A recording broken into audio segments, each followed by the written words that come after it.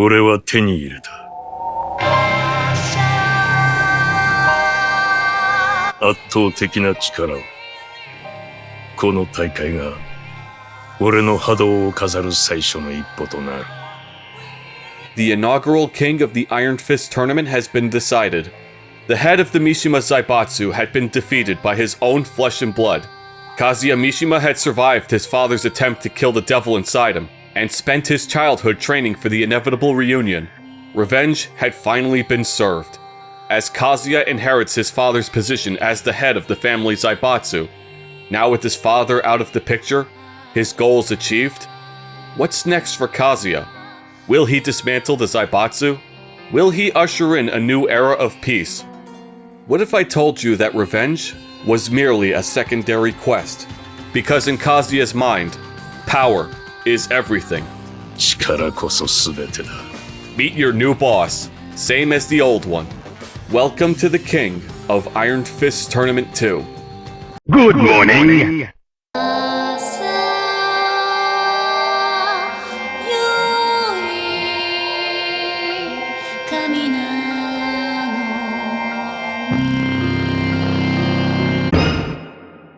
Tekken 2 does something revolutionary, something rarely seen in video games. It takes our hero, Kazuya, and turns him heel, while the former antagonist, Heihachi, makes a face turn just because Kazuya is so damn evil in Tekken 2. But Heihachi isn't exactly babyface material. People still hate him for what he's done to them, and when he eventually gets back his power, he continues right where he left off, being the giant prick we all know and love. A lot has happened since the last tournament, and a lot can change in the span of a year or two. Not just in the Tekken universe, but in the real world as well. Namco has made another hit in the arcades with the help of ex-Sega employees, all thanks to Tekken. It's 1995. Or 96. Maybe. The first game came out in the arcades in late 1994 in Japan. Then we got Tekken in North America in February of 95, and the PS1 version in November. Tekken 2 came out in the arcades in both Japan and North America in August of 95, and we didn't see the PS1 port in North America until August of 96, 1 year later.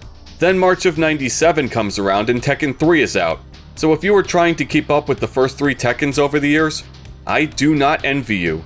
It's like you get good at one game, then the next one comes out soon after and you're back to square one. And 3 is a radically different game than the first 2.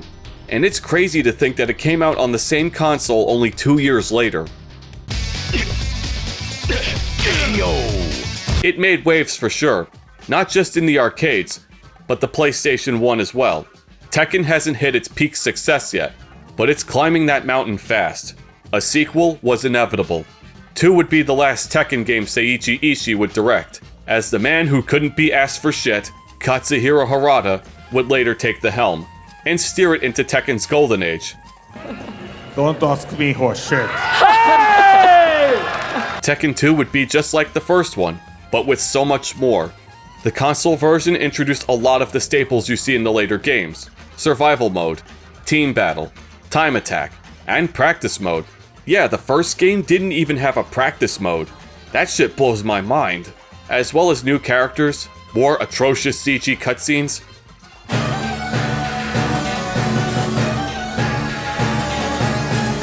What the hell was that?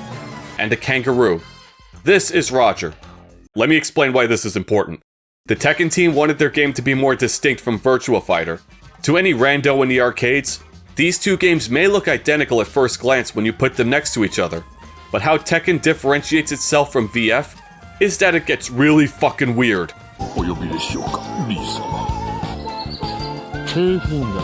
VF is more grounded in reality. Tekken has panda bears, kangaroos, raptors, and naked purple devils. Tekken 2 is where Tekken really starts to become the Tekken we all know. Tekken 2 would not only find itself on the original PlayStation, it would also find itself in the arcade history of Tekken 5 and on PSN. You could play this on any home PlayStation console from PS1 to PS5. It's also playable on the PSP, and some console called the Zeebo. What the fuck is a Zeebo? Some South American console that had a bunch of smartphone tech inside it. A console that got destroyed by the PS2 in 2009, because that's when it came out in Brazil, 3 years after the PS3 was out. What do you mean it has Quake but not Doom? Even your coffee maker can play Doom. There's also a PS5 version of the game. That's the one that starts at $10,000. You heard that right. 10 grand for a 30-year-old game. Not even the WADA people are that greedy. That was just an error on their part. I hope. And the price was later fixed. But part of me knows that the AAA companies would absolutely do this if they could get away with it. But the PS5 version comes with save states and rewinds, which you could use to tell your friend, you didn't win, and the eventual stabbing you'll receive if you try it.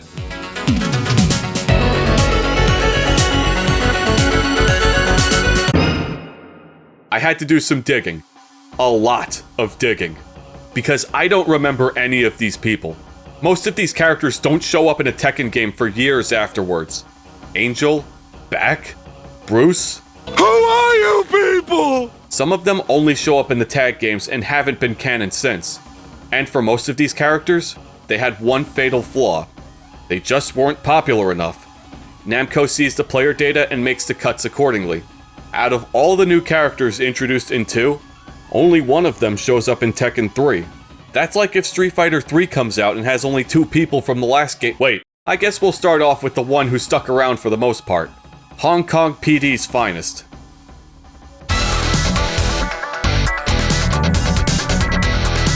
Lei Wulong.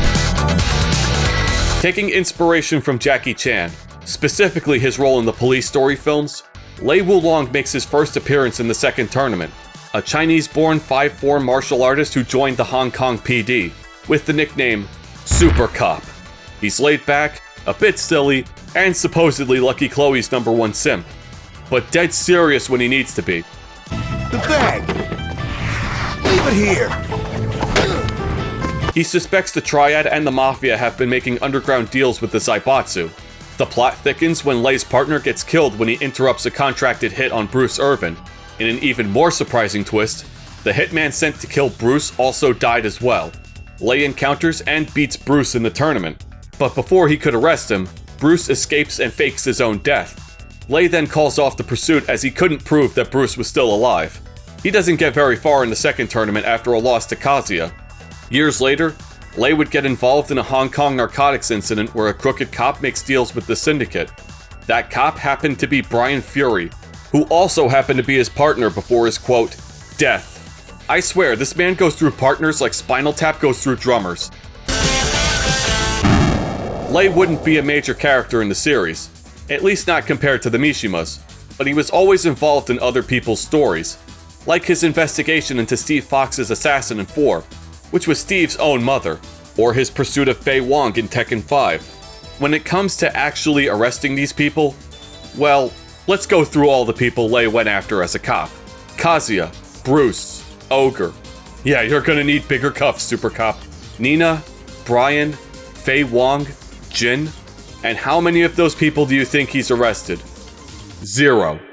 Some super cop you are. Ah! He did arrest Ganyu for peeping on Julia, but that wasn't canon. You got one, buddy. Lei's had it rough over the years, especially in Tekken 4. He was suspended from the force after a botched syndicate operation, and this happened around the time his girlfriend dumped him. For one of his subordinates. In the words of Dusty Rhodes, "That's hard times, baby." That's gonna leave a mark. Lei is, without a doubt, one of the hardest characters you can get into, in all of Tekken, maybe in all of fighting games, because of his wide and varied move list. It's not as bad in 2 as it is in 7, because in 7, he has 13, yes, 13 stances, and just look at this command list. I'm sure that someone with the time and patience can make a terrifying Lei to fight, just straight up clowning his opponents with the different stances, playing dead, his backflips, his mix-ups and high-low moves, and just becoming an overall bastard to fight. It's rare to find a Lei player in tournaments, but me, I can't use him for shit. I tried him out, I did beat arcade mode, but it was an uphill battle to say the least. Hey yo! Hey yo! Yeah! Yeah!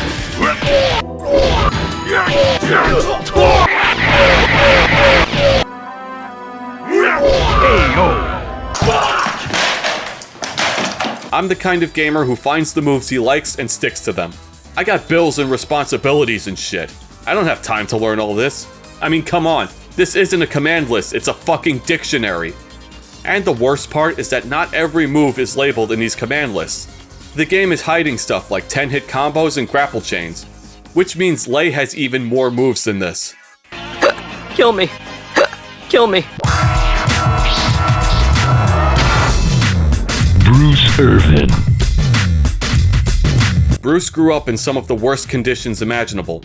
His father was killed by gangsters at a very young age and was forced to live in the streets. He grew up in extreme poverty and hunger. He discovered Muay Thai kickboxing and found himself a second family there. Bruce's story as an adult is very similar to that of Bruce Willis's character from Pulp Fiction, a fighter who makes his living rigging fights, until one day he goes into business for himself. He was supposed to take a dive during a rigged fight, but he wound up killing his opponent instead, so the bookie sent a hitman to kill Bruce. Literally Pulp Fiction. This happened during the same plane incident that got Lei's partner killed. The plane crashed, and Bruce survived, but suffered amnesia afterwards. Some sources claim he resorted to cannibalism to stay alive. Yes, he ate the remains of the guy who tried to kill him. There's just no lore like Tekken lore, people. Kazuya saw this and immediately recruited him to be their champion, because Bruce is harder to kill than a cockroach, and the Mishimas give the Reaper the middle finger more times than they pay their taxes. They would form a working relationship until the end of the second tournament. He did the impossible.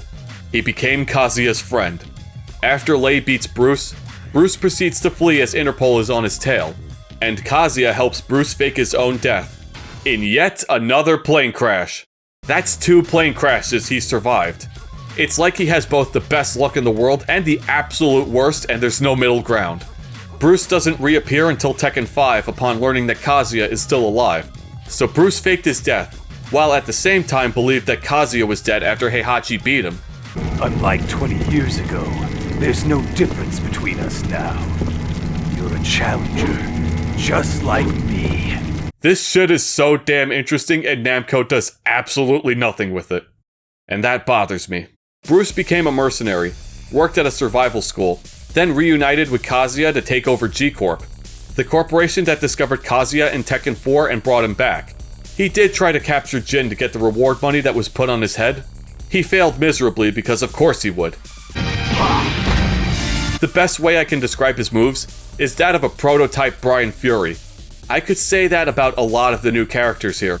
Baek is just Hwoarang, Jun is just Asuka, and the rest are just mirrors of other characters, with Lei being untouched, because not even the Tekken cast could bother learning all these commands.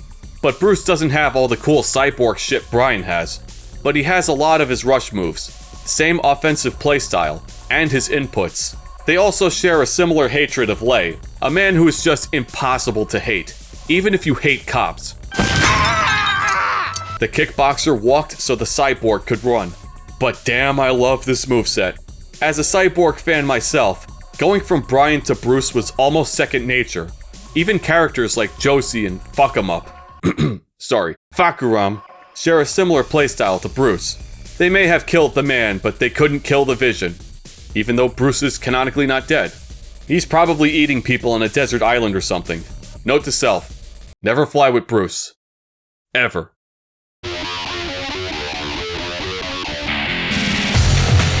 Baek Doo San. Referred to as the Killing Hawk, Baek Doo San is a Taekwondo master born into the art, and his father was a master as well. But Baek's father became a raging alcoholic after a career-ending injury, and his mother abandoned the family. He was forced to raise his siblings by himself while poverty-stricken. Baek's father wound up in jail, then escaped to try to help his family.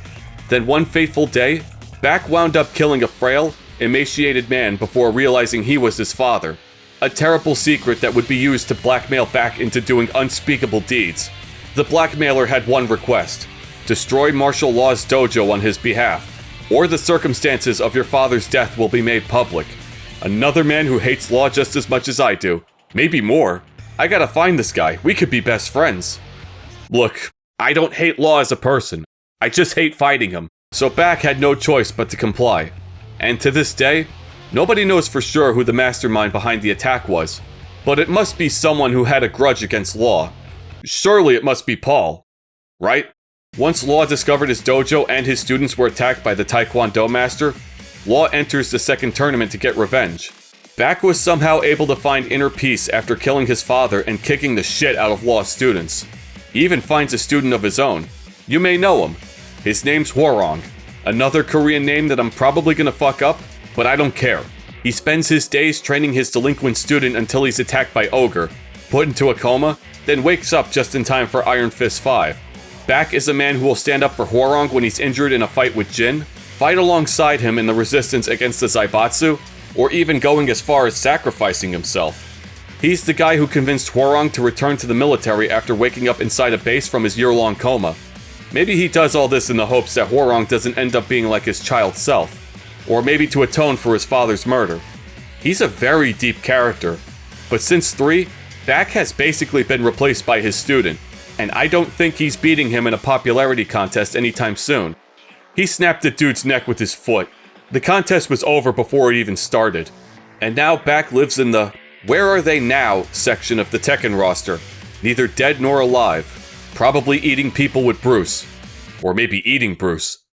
But before he left, he gave us a move that was as iconic as the God Fist, maybe even more. Witness the majesty of the Hunting Hawk.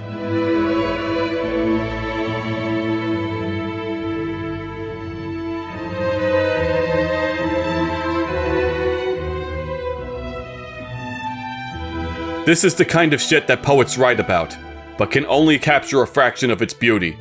If you paint this, it is guaranteed to have a spot in the Louvre. But Baek is more than just a hunting hawk. The man gives your 3 and 4 buttons a workout. I only saw a few punches in that entire list. He's taken a 4-button game and turned it into a 2-button. He also comes with the flamingo stance, and not 13. Thank God! Hwarong would later have additional stances as well, and Baek's feet are very hard to read, as his combos have high and low options. A very fast and somewhat beginner-friendly character with flurries that range in difficulty from brain dead to God of Destruction. A far cry from what's to become, but the foundation of one of Tekken's most popular characters.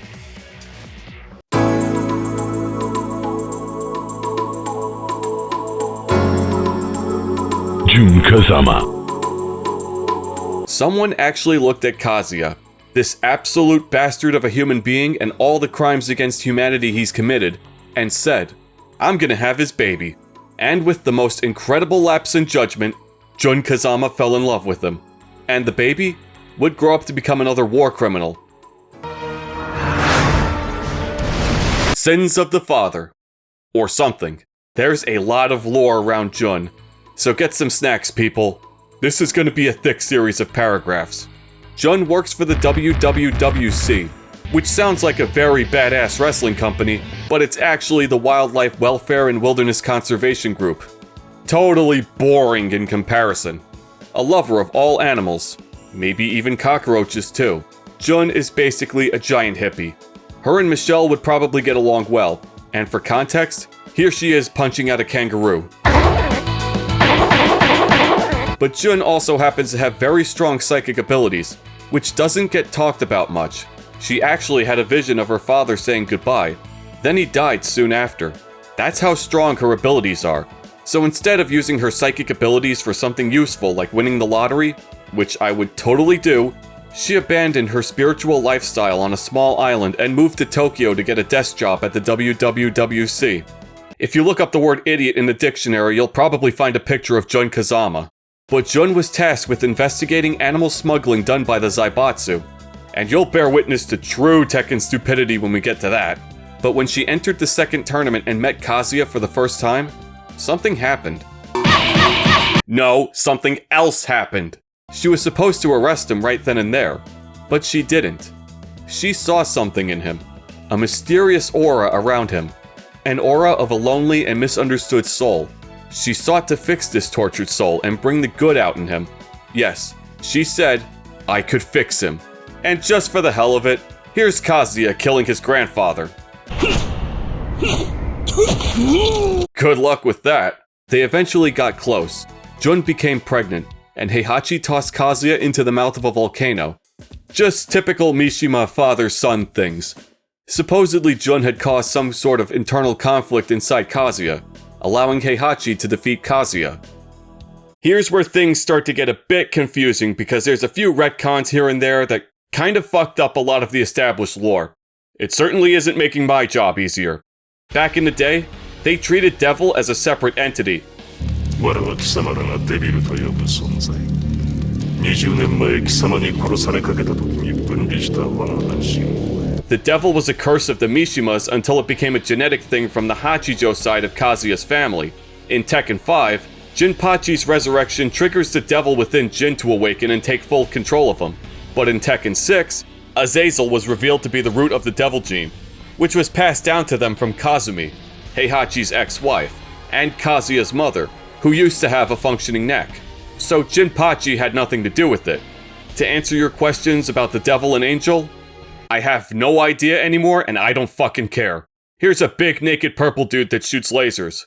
I don't need ridiculous shit to be validated, just make it happen. But despite all the trouble the Devil gene has caused him over the years, he had another booty call with yet another woman who carried the Devil gene. And that's how Reina Mishima was born. The Devil inside Kazuya is no match for the dog inside Heihachi. Jun would escape from the Mishima shenanigans and return to her home island of Yakushima, where she would raise Jin by herself. But before that happened, she was approached by what was assumed to be half of Kazuya's Devil. Half of his Devil stuck behind to make sure Kazuya didn't go full Anakin Skywalker inside the volcano, and the other half found its way inside Jun Kazama. Jun fended off the Devil using the power of love or mysticism or some shit. At least from what I've read. But Jin still inherits the Devil gene anyway. Make it make sense! Everything since then was going great for her and Jin. Until Ogre showed up and ruined everyone's life. Jin's entire purpose in 3 was to figure out his mom's whereabouts. But he wound up killing the only person who would know that. Because the Kazama gene is the Simpson gene. And since then we've only seen glimpses of Jun through Jin's visions. I always assumed she was dead. We had assumed that Jun was dead. For over 20 years. Her and the Kazama blood were always by Jin's side, protecting him from Kazuya and his Devil's influence. Fast forward to Tekken 8, and it's finally confirmed. Jun had survived her encounter with Ogre. Jun had come out of retirement. And with the powers of the Kazama Sanctum by her side, Jun had given Jin the ultimate power to stop Kazuya and the Devil. An angel form. Man, fighting games are so fucking stupid. As for the actual character, Jun utilizes her own form of Kazama-style martial arts. Jin would adopt some of her moves in 3 before learning an entirely new moveset in 4. She comes with like 100 different variations of combos, fast launchers, mix-ups for days, infinite moves, one of the craziest unblockables I've ever seen. A German suplex, because why not? Suplex City, bitch! And lots of parries. This woman is a menace in Tekken 2, but nothing like the Tag 2 boss and nothing like Asuka later on. They were straight up counter fiends in later games, and the AI reading was just disgusting. Speaking of Asuka, she's related to Jun in some way, but neither the team nor Harada could specify where exactly in the Kazama family tree Asuka belongs in. And since I can't ask him for shit, he'll probably take that secret to the grave with him. Don't ask me horse shit. Oh, I almost forgot. There's also Unknown, which is a whole nother video in itself. Basically, in Tag Tournament, we got this naked woman and this ghost werewolf that follows her everywhere, and it's fucking weird. I'm probably gonna start a band and call it Ghost Werewolf after this gets uploaded. She winds up killing the werewolf, which was assumed to be controlling her. He just wanted a new pair of legs, I guess. Tekken's fucking weird. After you fight Jun in Tag 2, she transforms into Unknown. Originally, she was supposed to be Jun's sister, but because Tag isn't canon, she just became her own thing and that story was dropped. She was also supposed to have some lore comics to give us any kind of explanation as to who she is, but they were cancelled. So Unknown is kind of a fitting name. Is she Jun? Is she an alter ego or a possession? What's the deal with the ghost werewolf? We may never know. And since Tag is not considered canon, I don't think we're getting a definitive answer anytime soon.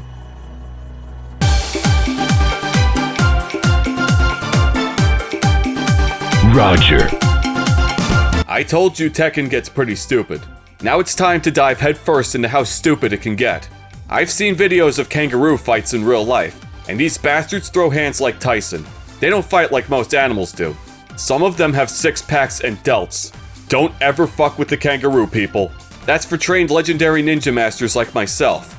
So the story goes that the Zaibatsu kidnapped Dr. Geppetto Boskanovich, the same doctor who built the first Jack robot, who modified Yoshimitsu, who would later build Brian Fury's perpetual generator, which was like giving the Infinity Gauntlet to Godzilla, and would create Elisa in his dead daughter's image. And he gave her chainsaws and an exploding head, which I am totally down for. Dr. B was given another assignment. Create an army of bioengineered animals to fight under Kazuya's behalf, and their prize pig was a kangaroo named Roger. I have no idea what the fuck Kazuya was smoking when he ordered Dr. B to make a boxing kangaroo and have it fight on the front lines during his conquest. But Kazuya took one look at Roger and went, "Actually, this is fucking stupid." He fled to Zaibatsu after Kazuya's defeat, got married and had Roger Jr., got kidnapped when in reality he abandoned his family, then went through a divorce. Someone wed two kangaroos, which sounds like the most Australian thing to happen in Australia. Now, if you thought it couldn't get any better than this, it does. They did the same shit to a dinosaur. And yes, it would be much cooler and more terrifying to have an army of dinosaurs at your disposal than a boxing kangaroo. But it wasn't those cool invisible dinosaurs in the animated movie. Invisible dinosaur? What the fuck did I just read? Now I want one. Instead, it's just a mirror of Roger. Probably still high on whatever the hell he was smoking at the time. Kazuya approached Dr. B and had him create a boxing dinosaur from a Deinonychus fossil. That's a word you don't read every day. And Roger's DNA. And then he ordered the dinosaur to be trained in commando wrestling just like Roger. According to his Tag 2 bio, Alex is still maturing. Eventually, he will one day surpass Roger in combat abilities and become the strongest being in the universe. I'm not convinced unless it survives a blast from a space satellite. Imagine Tekken 9, Angel Jin versus mature Alex. I mean, it couldn't possibly happen, but it would be hype as fuck if it did. He's also highly intelligent, even though Yoshimitsu might have an undefeated rock-paper-scissors streak against him. Tekken 2 is the only mainline appearance of Alex. But we really don't need two Rogers in Tekken. Technically we have four now, because Roger Jr. is the little guy in the pouch, and his mom is the one who does all the boxing now. We don't need four either. But back to Roger. Roger is hilarious, and no fighting game is complete without a joke character. He has a bunch of King's moves for some reason, so you can pull off giant swings and pile drivers with ease. That's a move that's both banned in boxing and the WWE, by the way. This kangaroo is an unsafe worker. Seriously, like half of King's moves are mirrored here. Even the Mishima headbutt. Every single move this marsupial has is either goofy or legit. I don't know how this could be considered commando wrestling, but frankly, I don't care. But there is no better beginner-friendly character than Roger. Learn his moves, and humiliate your opponents. Who cares if his range is shit? Who cares if he's at the bottom of the tier list? And just when I thought it was over for Roger, guess who's back? Roger Jr.! I want to see this Roo make it to Grand Finals. It would be the funniest shit.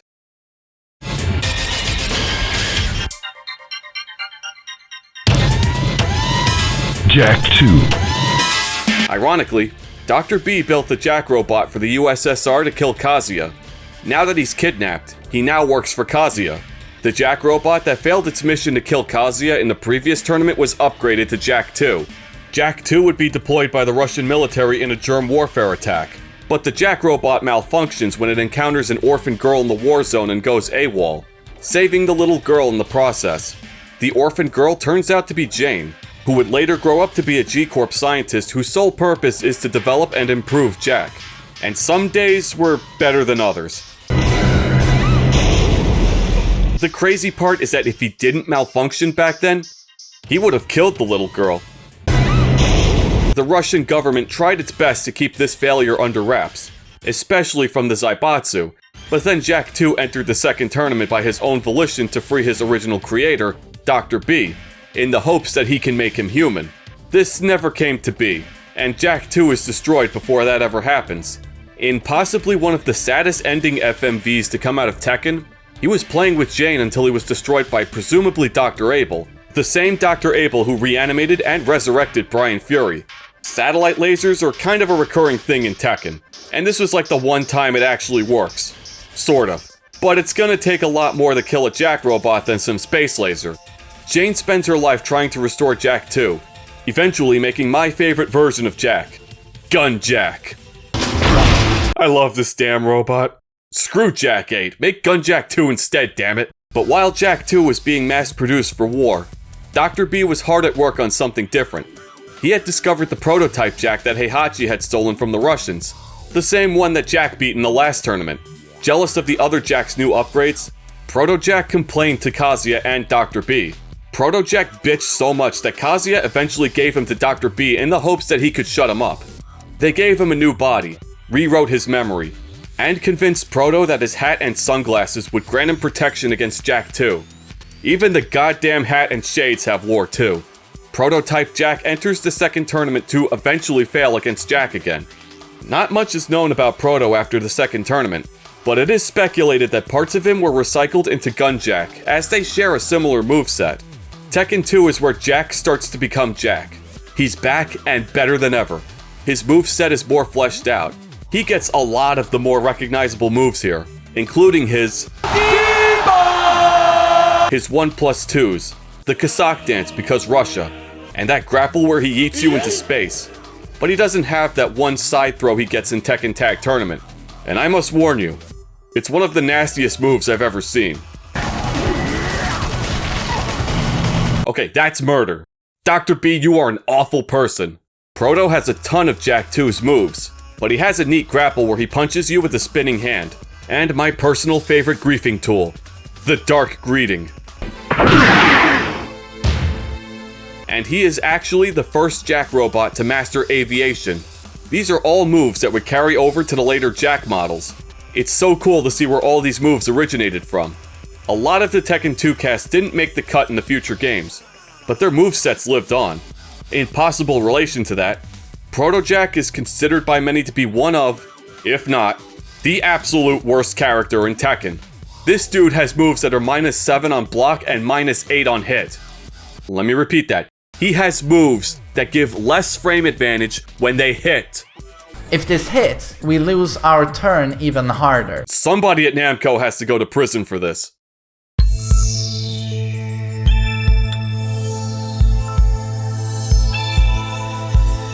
Angel. I've spent a lot of time with Tekken. More time than I am comfortable admitting. I have no idea who or what the fuck Angel is supposed to be. This is the only time Angel actually matters. And even then, Angel doesn't matter at all. Not even the people who work on Tekken can come to an agreement on what Angel is supposed to be. According to what little lore there is, some people see Angel when Kazuya transforms into the devil. Perhaps a manifestation of the tiny amount of good in Kazuya's soul. And for context, here he is using his father as a meat shield. But yeah, there's good in him somewhere. But Harada debunked Angel having any relation to Kazuya. I guess Angel was supposed to fight the devil because he's evil, but fought him once and said, yeah, I'm cooked. But there is one fact about Angel I can confirm. Angel is neither man nor woman, as Angel isn't human, but takes the form of a human female, technically making Angel one of the very first gender-fluid characters in fighting games, which is a completely pointless fact, just like how Angel is a completely pointless character. And you can thank all the retcons for that. As for gameplay, Angel is just a palette swap of Devil. Same moves and everything. That's pretty much it. The new additions to Tekken have some gems, but most of these characters just wind up disappearing afterwards. Kind of a disappointing roster, honestly. Tekken 3 fixes that problem instantly. Most of the new guys in 3 are here to stay, and they are some of the most popular characters in the entire series. Some of my personal favorites too. So now that we've gone over the new characters, what's happened since the last tournament? I've already listed some of the crazy stuff Kazuya was into. Hang on, let me get my list here. Okay then. Kidnapping Dr. B, bioengineered animals, dinosaurs, putting Nina Williams in cryosleep, making deals with shady organizations, kidnapping Michelle Chang's mom so he can get her pendant, He makes a pact with the devil before it gets retconned. At one point, he sent people to kill Eddie Gordo's dad and framed Eddie for it. That's probably just the tip of the iceberg. But the worst thing he did, in my opinion, is that he threw Captain Falcon off a cliff. I can overlook the rest, but you keep your hands off my captain. Fighting Kazuya is what you would expect it to be. Aggressive AI, input reading, a 10-string with an unblockable thrown in. A worthy challenge for sure, but nothing out of the ordinary for me when it comes to Tekken. But the devil. He will kick your ass in the beginning. He has the best moveset this game has to offer, and an unblockable laser that he just absolutely loves to spam. If I can, I like to set up some shenanigans for when he comes down. I can be an asshole too, but I just don't get the Jumbotron in the background. What's up with that? Sweet infinity shot though. But in the end, he was no match for a bald, middle-aged man. 生きていたとはな。 As for Heihachi, he's still Heihachi. Still not the pro tag you would expect, and his tournament run isn't what you would expect either. By the way, how did he actually do in his redemption arc? His ascent back up the ladder as the king of the Iron Fist. He lost. But not to Kazuya. He lost to Paul. Perfect! And Paul? He makes it to the finals, but drops out of the tournament because he got stuck in traffic. Which brings Heihachi back into the tournament to beat Kazuya and win because, I don't know, it just does. Paul's never gonna run it back with Kazuya, is he? Wait, how do you write your main character, your hero, and I mean that very loosely, to lose the tournament in the first place? He trained in secret with Kuma for over a year, a full-grown bear. The same bear that hates Paul and the same bear he entrusted the Zaibatsu with. Heihachi would rather let this bear run his company than his own sons. That's taking player hating to an unforeseen level. Kuma just wants to eat fish, sleep, and kick Paul's ass. He's just like me. And the Tekken wiki says that Kuma understands perfectly the languages of men. Also, why would you name your bear Kuma? The Japanese word for bear? That's like owning a dog and calling it dog. Anyway, Nina has an ulterior motive for entering the tournament. Her father's dying wish is for her to patch things out with her sister, Anna, who just happens to be a bodyguard for Kazuya, who just happens to be the person Nina was hired to kill. Because the dude who can turn into a purple devil and shoot lasers from his forehead? Yeah, he totally needs a bodyguard. But did they actually get along this time? Well, Nina strapped a bomb to Anna's car, and Anna shot up Nina's hotel room with a machine gun, so no. But at least they still refuse to fight in front of their father's grave. For the most part. Kunimitsu is back, and is an actual woman this time. Don't ask. But this time she enters the tournament to steal Yoshi's sword instead of Michelle's pendant. Kunimitsu wants to give Yoshi's sword to her dying grandfather so he can make a replica of it. The most cursed sword in existence. And now they want two of them. Because why not? Michelle Chang's only here because Kazuya kidnapped her mother and wants that pendant as ransom, which has the power to awaken Ogre. And shit hits the fan when that green bastard wakes up. In yet another really stupid decision, Kazuya would hire Ganryu as a bodyguard, because again, Big Purple needs a fucking bodyguard. Even though his poor conduct as a sumo wrestler prevents him from becoming a Yokozuna, and he got his ass kicked by Yoshimitsu last year, Ganryu hopes to encounter his crush, Michelle Chang, one more time during the tournament, eventually crushing on her adopted daughter, Julia, a woman young enough to be his daughter. Harada only likes Ganryu out of pity. He is right to do so. King has hit rock bottom. He placed third in last year's tournament, but his orphanage is losing money. An orphan died in his care, and he's given up on pro wrestling. Armor King finds him in an alley completely plastered and gives him back his mask. I don't care if it's 2 in the afternoon and you're already shit-faced. Put the mask on. It's time to wrestle. The two kings are friends now, as Armor King was worried after his wrestling buddy became a raging alcoholic. Armor King would also develop a serious heart condition around this time, but continues to wrestle despite doctor's orders. And he was doing fine until Craig Marduk did what he did. This game would be the last canon appearance of the original King because, yeah, you know what you did. Let's see who else is here. Lee Chaolan, Heihachi's adopted son, fell off hard after his loss to Kazuya in the last tournament. Kazuya hates Lee so much that he demoted him to a desk worker at his Zaibatsu.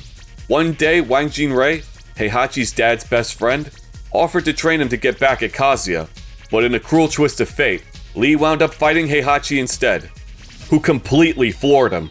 As for Wang, he just wanted the corruption at the Zaibatsu to end, by any means necessary. Law is just here to kick Baek Doo San's ass, and Yoshimitsu is back and better than ever. This is where Yoshimitsu gets his teleportation and some of his cool ninja stuff. He tried to steal some perpetual engine thingy from the Zaibatsu, because the laws of thermodynamics don't exist in this house. But he lost his hand in the process. Dr. B makes him a new one that's better in every way, and in ironic fashion, using the same engine that Yoshimitsu lost his hand stealing. He enters the tournament to save the doc in the most badass way imaginable, destroying a helicopter and flying away with your goofy sword hand. And if I mention what I think he does with that hand in private, this channel will probably get terminated. He also gets his harakiri too. I love Yoshimitsu. But the most dramatic changes come from the additional moves. Perhaps the biggest upgrade from the last game. Characters start to look and feel more like the characters we all know. King starts to get his grapple chains. Clones from the last game start to feel more like individuals. And the new characters have more complex movesets. Some of the characters discover how to sidestep. Back throws are added. This game is planting all kinds of seeds that would grow in the later games.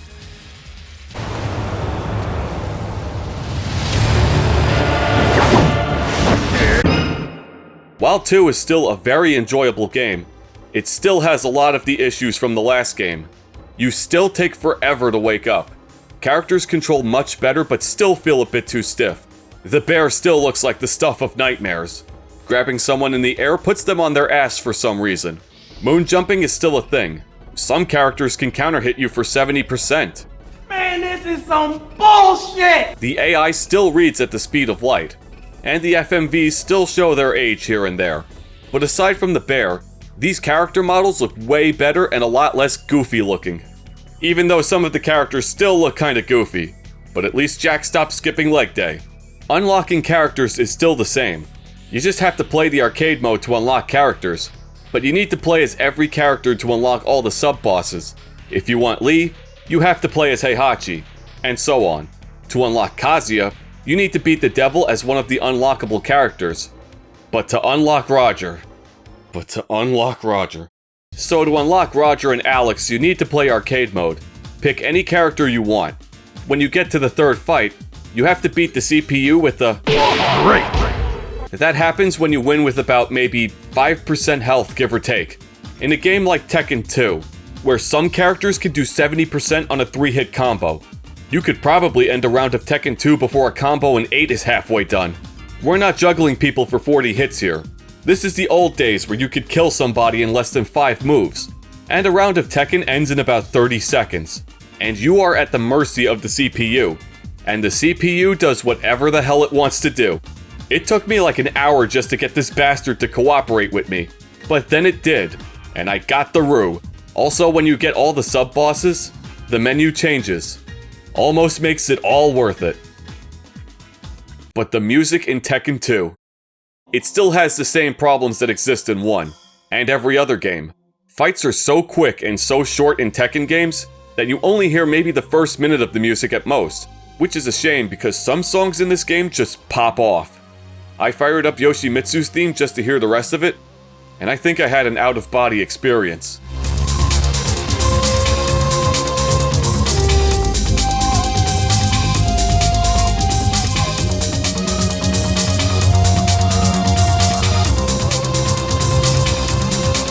Or when the synth solo hits in Law's theme, it hits like the strongest meth you could smoke.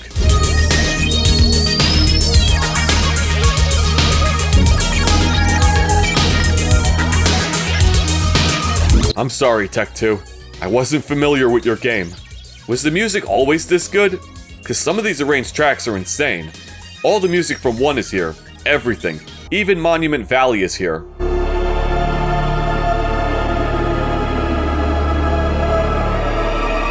Nope, I still don't like it. The intro slaps. The end credits I never skip just to hear the song. Heihachi's theme that got remixed in Tekken Cross Street Fighter is here. And Emotionless Passion. God damn Emotionless Passion.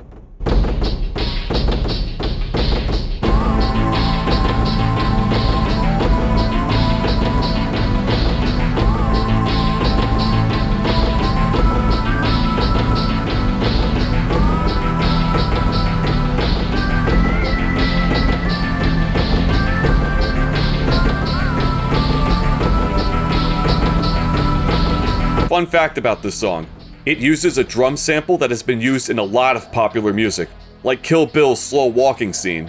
It's John Bonham's intro to Led Zeppelin's version of When the Levee Breaks. They used it again in Tag Tournament.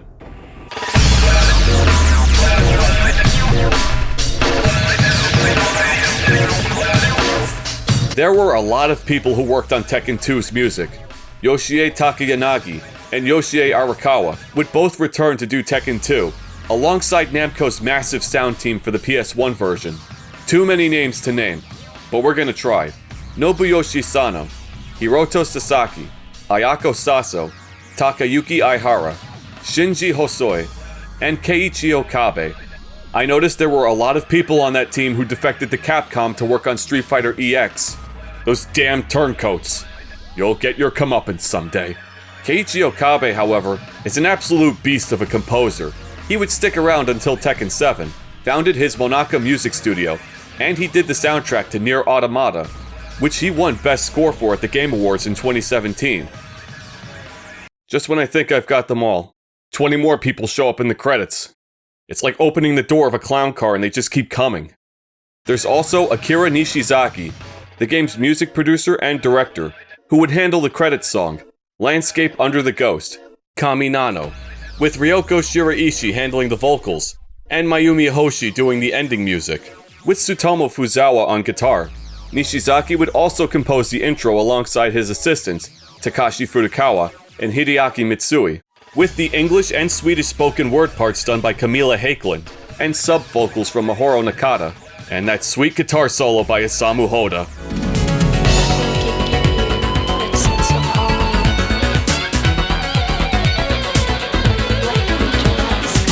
This is Nakata's only video game credit as far as I can tell. I tried looking up Camila Hakelin to see what else she's done, and the ghost inside the search engine says Hakelin put music behind her to work at the Department of Psychology at Umeå University in Sweden, but I can't confirm if this is really her or just another person with the same name, but I wish them both the best. It's very easy to say that Tekken 2 is just Tekken 1 but with more stuff, and you'd be right to some extent. Maybe even going as far as saying this is just Tekken Season 2. And I know that the words Season 2 are very triggering to the fans at this point in time. Season 3 ain't exactly perfect either, but it is a step in the right direction. The graphics, the motion capture, the killer soundtrack, the story becoming much more ambitious, the gameplay, even though it's still not quite there yet, it's better. But my biggest gripe with Tekken 2 overall is that it just doesn't do enough to really distance itself from 1. Actually, it doesn't do enough to really distance itself from Virtua Fighter either, which is why we have kangaroos boxing devils in the first place. It's gonna take a lot more to really fix the issues Tekken 1 and 2 have. The original was fun, but it was flawed, with a lot of persistent issues being unaddressed in 2. Adding new stuff doesn't solve the problems you have. It's kinda crazy how those words apply to Tekken 8 as well. What happened to the game I love? For Tekken to become the next big fighting game, it would need an entire facelift, a fresh start, maybe a change in leadership. But don't worry, because after 2, it gets so much better from here. So much better. The upgrade from 1 to 2 is impressive, but the upgrade from 2 to 3 still blows my mind to this very day. I have to go now. My planet needs me.